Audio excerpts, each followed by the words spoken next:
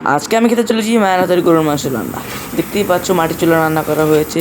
এই যে এটার যে সাউন্ড, অস্থির সাউন্ড। এই যে ভাই নলি, কি বলবো ভাই, অস্থির আর অস্থির। তো দেখতেই পাচ্ছ মাখাচ্ছি, বলবো খালি সেই স্বাদ। তো গাইস, আজকের আমার এই ডেলি ব্লগের কারুকার্য দেখার জন্য ভিডিওটি স্কিপ করো না। আজকের এই ফুল ভিডিওটি দেখো।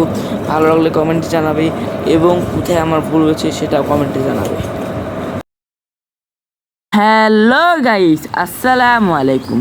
আজকে সকাল সকাল উঠে দেখতে পাচ্ছ, এটা হচ্ছে আমাদের বাসার সামনের ভিউ। Just wow. আকাশে মেঘ, আবার বৃষ্টিও পড়ে, আবার হালকা কুয়াশাও আছে। গরমকালে কুয়াশা, আজব ঘটনা। এটা হচ্ছে আমাদের বাসার পাশের ভিউ। সারা রাত বৃষ্টি হয় আর থামে, বৃষ্টি হয় আর থামে। দেখতেই পাচ্ছ পানিও জমেছে। দেখতেই পাচ্ছ এটা হচ্ছে আমার সকালের নাস্তা, রুটি আর ভাজি।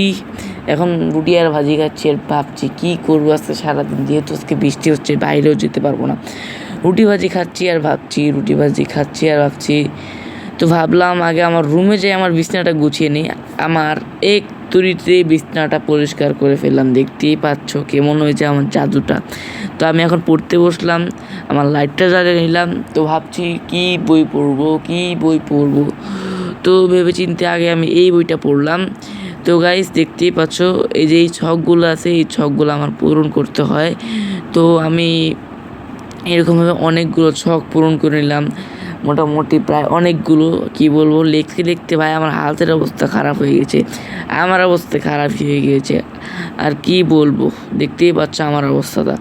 তো গাইস, আমি আসলে আমাদের ড্রয়িং রুমে, দেখতেই পাচ্ছ কী অবস্থা বিছানার। আর এখন দেখছো কী অবস্থা।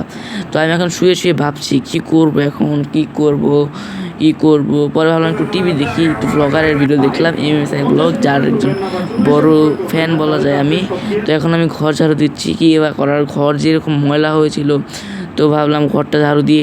তো গাইস, দেখতেই পাচ্ছ ঘর ঝাড়ু দিয়ে শেষে আমি এখন গোসল করতে যাচ্ছি। টেমে অবস্থা ফুলফিল খারাপ হয়ে গিয়েছে, দেখতেই পাচ্ছ এখন আমাকে। তো আমি এখন গোসল করা শেষ করে আমার মাথাটা মুছতে আমাদের ঘরে চলে এলাম। দেখতেই পাচ্ছ যে আমার মাথাটা ফুল ভিজে আছে।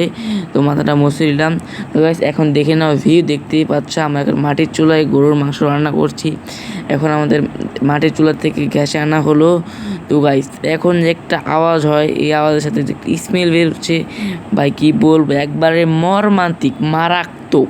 তো ভাই দেখতেই পাচ্ছেন নলিটা, ভাই স্মেলটা যা বাইর হয়েছে ভাই, অস্থির, জাস্ট মাখন। এখন দেখতে পাচ্ছ গাইস, আমার ইচ্ছে মতো আমার শখের গরুর মাংসের পিস যেগুলো, ওগুলো আমি নিয়ে নিলাম। দেখতেই পাচ্ছ এখানে আমি ভাতগুলো মাখাচ্ছি ভাই, কি বলবো, অস্থির, সেই স্বাদ, জাস্ট ওয়াও। তোমরা দেখতেই পাচ্ছ এখন, আর কি বলার। তো গাইস, আমি এখন গরুর মাংস খাই। তোমরা এরকম ব্লগ দেখার জন্য সাবস্ক্রাইব করো।